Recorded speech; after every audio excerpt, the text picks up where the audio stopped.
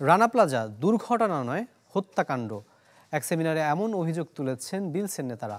তাদের অভিযোগ যে গেল এক দশকে পোশাক খাতে নানামুখী সংস্কার হলেও উপেক্ষিত থেকে গেছে শ্রম নিরাপত্তা ও যথাযথ ক্ষতিপূরণের বিষয়টি। এই ঘটনার পর এখনো অনেকেই কাজ পাচ্ছে না বলে অভিযোগ করেন শ্রমিকরা। 1, 2, 3 ঢাকায় জমি জিতে নিন 100% ক্যাশব্যাক সহ 20 কোটি টাকার পুরস্কার। দেখতে দেখতে এক দশকের বেশি সময় কেটে গেলেও এখনো ভুক্তভোগীদের কাছে আতঙ্কের নাম রানা প্লাজা ট্র্যাজেডি। বিশ্ববিবেক নাড়িয়ে দেয়া এই দুর্ঘটনার পর পোশাক খাতে নানামুখী সংস্কার হলেও এখনো প্রশ্নবিদ্ধ শ্রমিকদের ক্ষতিপূরণ ও যথাযথ পুনর্বাসন। Bangladesh institute of labour studies BILS আয়োজিত সেমিনারে বক্তারা বলেন, দুর্ঘটনার পর এই খাতের উন্নয়নে যথেষ্ট উদ্যোগ নিতে ব্যর্থ হয়েছে সরকার। অভিযোগ করেন, ক্ষতিপূরণ দেওয়ার ক্ষেত্রে মানা হচ্ছে না আন্তর্জাতিক মানদণ্ড।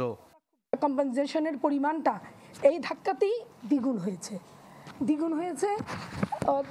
1 লক্ষ ছিল, সেখানে মৃতের জন্য 2 লক্ষ হলো। যে শ্রমিকরা মারা গেল, যার পরিবারগুলি ধ্বংস হয়ে গেল, তাদের খোঁজ সরকারও রাখে না, আমরা নেতারা এখন রাখতে সক্ষম নই।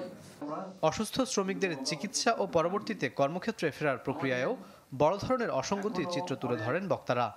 সেই দুর্ঘটনায় অনেক শ্রমিক যারা আহত হয়েছেন তারা এখনো সুচিকিৎসা পাচ্ছেন না। আমাদের যে কর্মক্ষেত্রে যে সামাজিক নিরাপত্তা এবং শ্রমিকদের যে সামাজিক নিরাপত্তা, এই জায়গার যে স্থানগুলো আমরা এখনো পরিপূর্ণভাবে সেভাবে আমরা আগাতে পারি। সিভিল ডিফেন্সের যে ইকুইপমেন্টসগুলো, যে লাইট ডিউটির মিডিয়াম ডিউটির যে ইকুইপমেন্টসগুলো বেসিক্যালি যে রানা প্লাজা বা অন্যান্য যে ঘটনাগুলো আগে ছিল, এ সময় কিন্তু আমাদের এই ইকুইপমেন্টসগুলো কিন্তু ছিল না।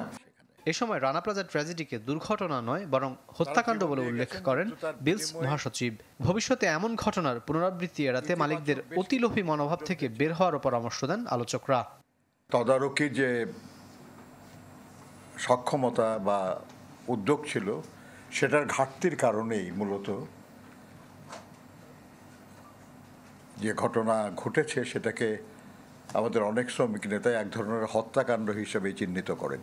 মালিক যারা আছে তাদেরকে যদি লক্ষ কোটি টাকা, হাজার কোটি টাকা দিতে বলা হয়, তারা কি কেউ মরতে রাজি হবে? তো যাই হোক, আমাদের ক্ষতিপূরণ অত্যন্ত অপ্রতুল। দুর্ঘটনায় আহতদের চাকরিতে ফেরার ব্যবস্থা করারও জোর দাবি তোলা হয় সেমিনারে। কিরকম দুর্ভাগ্য আমাদের শ্রমজীবী মানুষের।